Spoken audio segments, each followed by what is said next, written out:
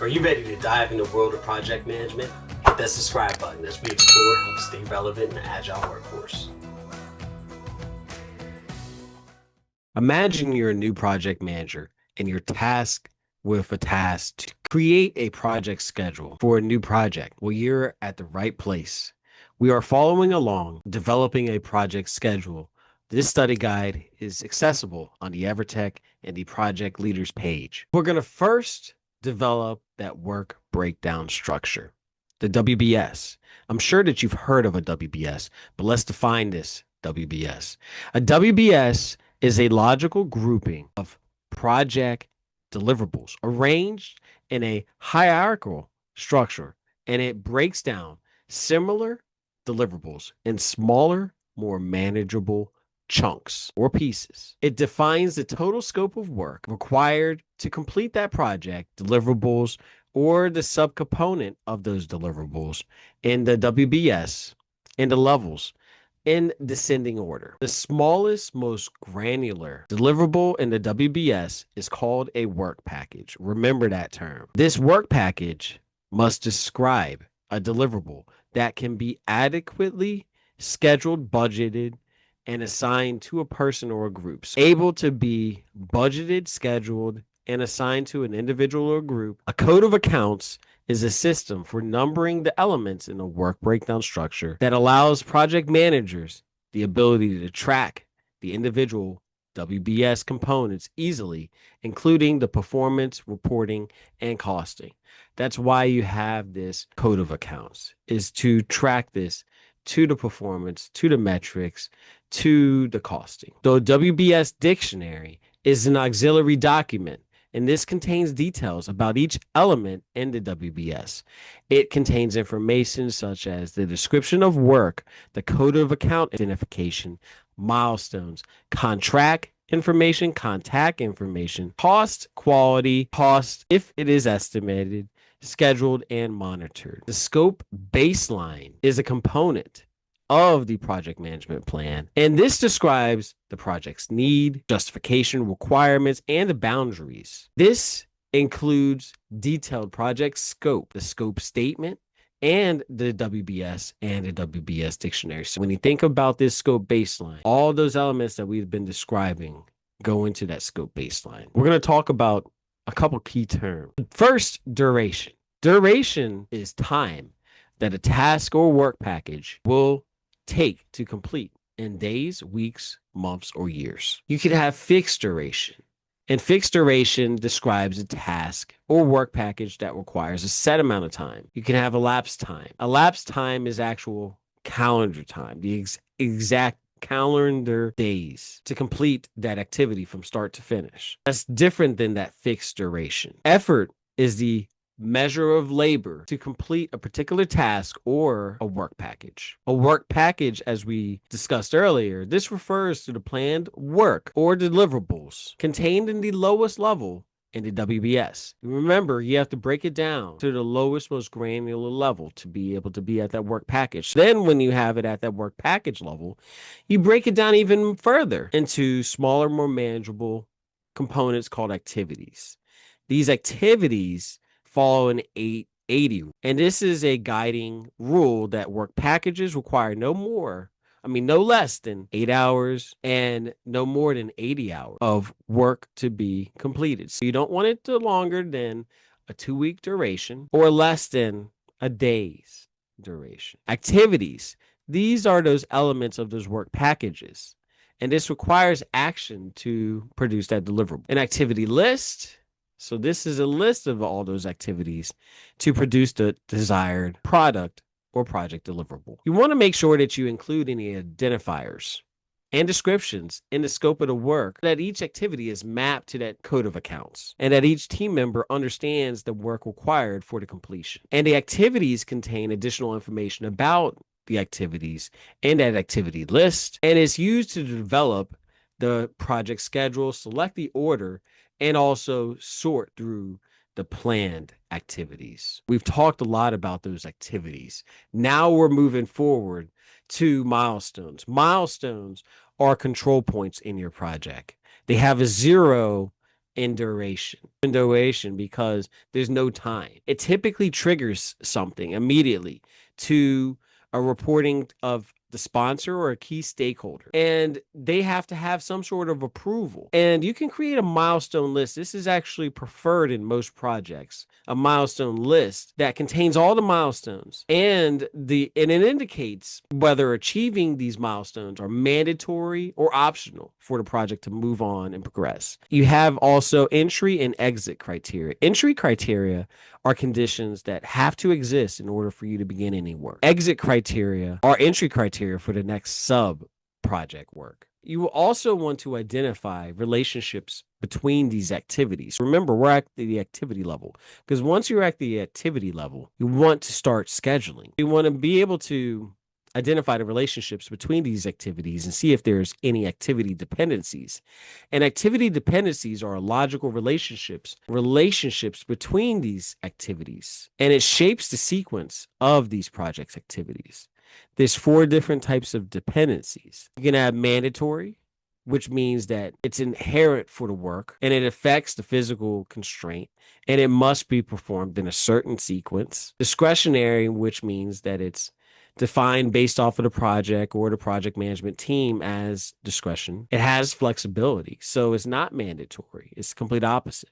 You can take discretion when making that decision. External means that it's contingent upon inputs externally from the project itself, and internal is contingent from inputs within the organization. We're talking about the dependencies of scheduling activities. And then we also have precedence relationships. This is where it's the ordering of the logical relationships between activities and the sequence and how they should be carried out. You have a predecessor and a successor. The predecessor drives that relationship. The successor is the one that sits in the passenger seat. It's driven by that relationship. The dependency determination identifies the dependency of one activity over the other. We'll talk about these relationships because there's also, just like these in the dependencies, there's 4 precedence relationships. Remember, precedence is the ordering, sequencing. We have finish to start. This precedence relationship is between 2 activities where the predecessor activity must finish before the successor activity can start. Finish to start. Activity A must finish before activity B can start. Finish to finish. This predecessor relationship between 2 activities where the predecessor activity must finish before the successor activity can finish. Activity A must finish before activity B can finish. Finish to finish. Start to start. This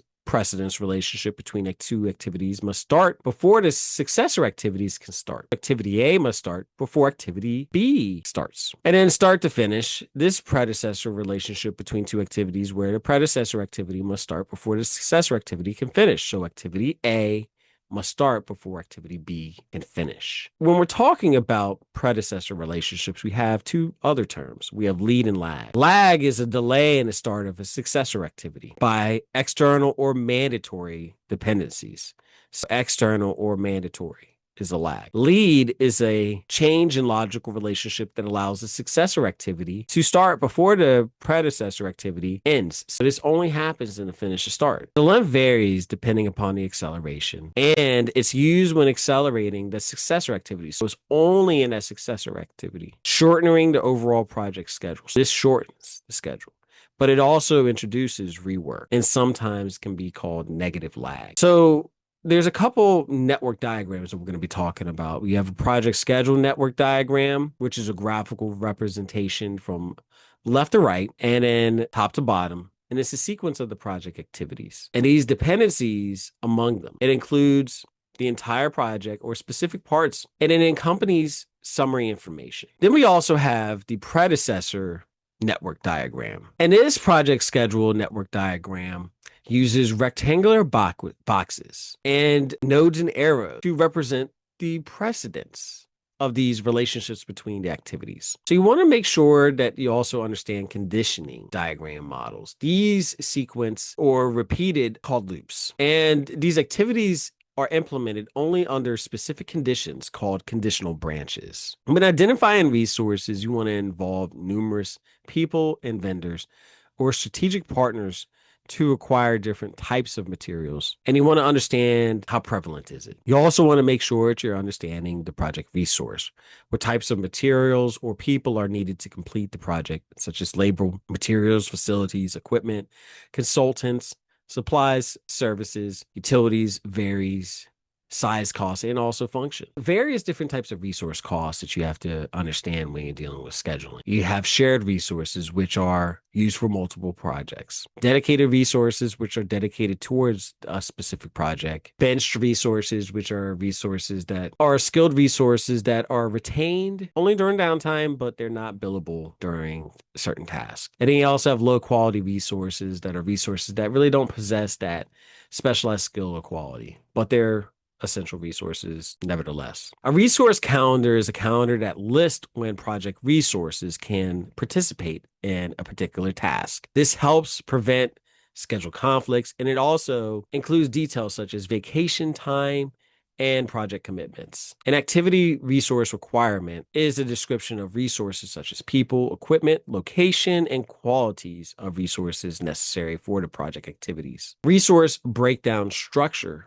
an RBS, is just like a work breakdown structure, but for your resources. It's a hierarchy of identified resources organized by category, type, and labor, equipment, resource skill, and grade levels. And it helps organize and report project schedule information and also resource utilization data. Reserve analysis is critical for project schedule. As a project manager, this is a process for identifying and adding extra time to the contingency management reserves and the duration estimates. The project manager determines those contingency reserves, and these serve as a buffer for any schedule risk or setback. But the sponsor determines those management reserves, and those buffers are added to the project for those unforeseen changes to the scope or the project cost. We're going to talk about 4 different types of estimating techniques. These techniques are critical for determining your schedule and estimating or making estimates for your project schedule. Your analogous estimating technique is a top-down technique. This is probably your quickest. This is where managers use their previous experience, historical information of similar projects, and expert judgment to determine cost or time estimates. It's used when you have limited amounts of time and there's limited amounts of detailed information, and you have a similar project or for comparison, and you're just preparing estimates for just requisite expertise. So you're just trying to just prepare something just for apples to apples. Whereas parametric, a lot of individuals confuse this. This is a technique to predict the duration, predicting cost or historical data. And it's using mathematical models. Mathematical models, because it's parametric. And it's only used when you have accurate data. Because if you don't have accurate data and you're putting that into a model, you're going to get inaccurate predictions. And then we have 3-point estimating, which this utilizes 3 points based off of historical information. So you have to have historical information for this method. Optimistic, which is your best case scenario estimate. And this is required to complete that specific work. You have most likely, which is the time required. That's just the time required under normal conditions. And then worst case scenario, which is the pessimistic if there are delays. And then last but not least, it ties back into what we talked about in the beginning of this. It's the bottom-up estimating technique. And this is the most accurate method for estimating duration or cost of each work package in the WBS. But it's also very time-consuming. It's used when you have a lot of detail about that work package, and you're going to have accurate estimates because it's a bottom-up approach. That's very granular. It's looking at every single detail. Thank you once again for following along. This is how you will develop a project schedule, because maybe you had issues in previous developments of project schedules. But thank you for following. Please like, share, and subscribe. We look forward to seeing you again. Done with the project schedule. Thank you for joining us today.